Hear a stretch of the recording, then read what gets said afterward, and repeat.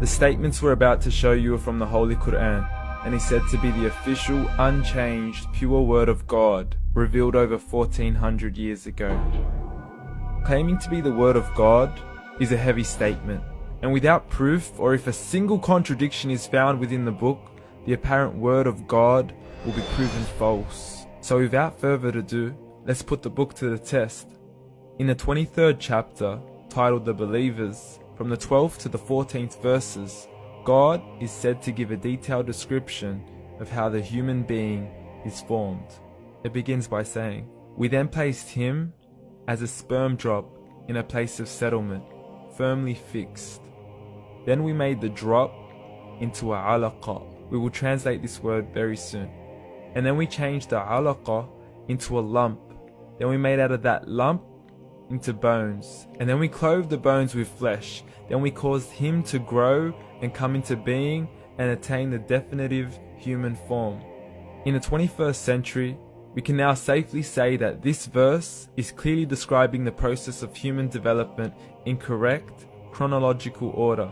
However, what we should be paying attention to in particular is the second stage, referring to the development of the embryo. The specific word used to describe the embryo in this verse is the word alaqa. The word alaqa, when translated into English, can mean three separate things.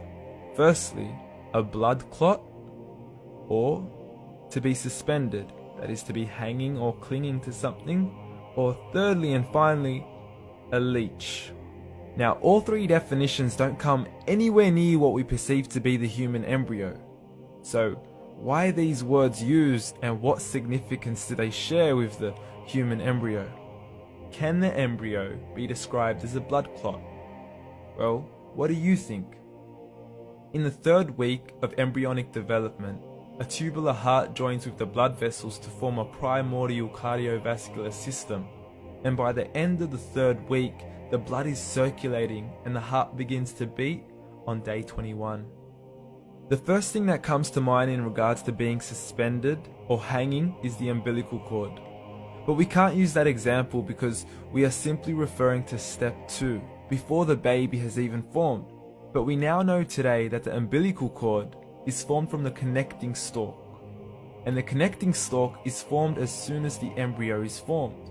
The embryo's connecting stalk has even been described by John Allen and Beverly Kramer as an object to suspend the developing embryo in the extra-embryonic column. So an embryo is suspended and does have a strong resemblance with a blood clot. What on earth would an embryo have to do with a leech? Figure A shows the structure of an embryo at 25 days. Figure B shows a leech. Now please note once again that the embryo in this stage is no greater than the size of a kernel of wheat. This is an X-ray of the embryo at 22 days. This is the internal structure of a leech. It's mind-blowing stuff, but you still haven't seen anything yet. This is the head of the embryo at 22 days. The detail you are seeing right now is absolutely impossible to be seen with the human eye and can only be seen with a microscope. This is the back end of a leech.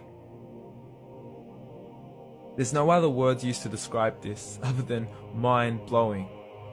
The pictures we have shown you are impossible to be seen with the human eye or even to be predicted by the human mind.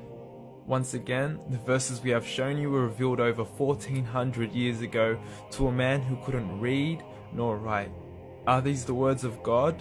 Descriptions of the human embryo in the Quran cannot be based on scientific knowledge in the 7th century. The only reasonable conclusion is that these descriptions were revealed to Muhammad from God, from God, from God, from God, from God.